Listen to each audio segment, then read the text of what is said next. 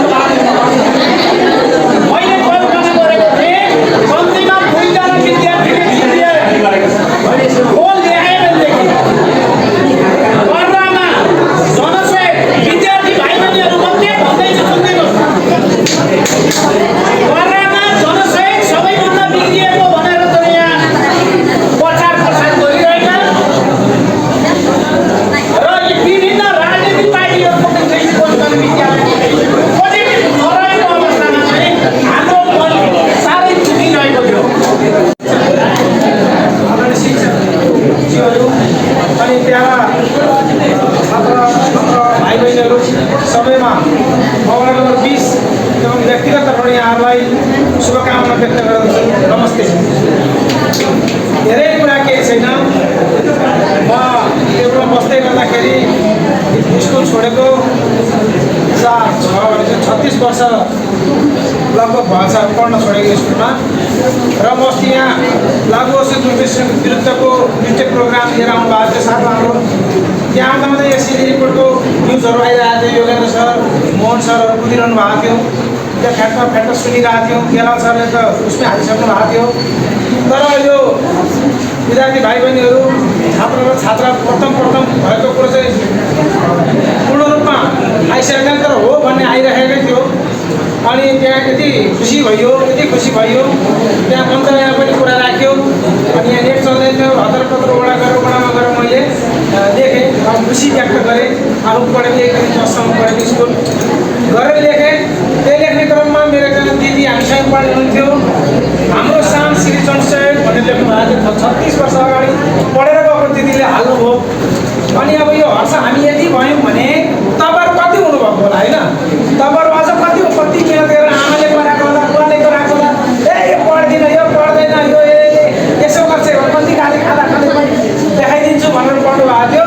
आज हामी सबैलाई खुसी देखाइदिनु भयो। के देखाइदिनु भयो? खुसी छाइदिनु भयो। त्यसैले यहाँ सबैलाई हृदयदेखि धन्यवाद दिँदै यहाँहरूको उज्जवल भविष्यको शुभकामना व्यक्त गर्दछु। र धेरै कुरा आइसकेको छ। तपाईँहरू यहाँ बसेर पढ्दै गर्दा विभिन्न व्यवस्थापन गर्ने क्रममा पूर्ण रूपमा नभए पनि आंशिक रूपमा व्यवस्थापन गर्दै गर्दा पनि एक व्यवस्थापकीय आधारलाई चाहिँ तपाईँहरूले टेकेर आफ्नो शैक्षिक यात्रा सुरु गर्ने क्रममा एसएससी परीक्षा कहिले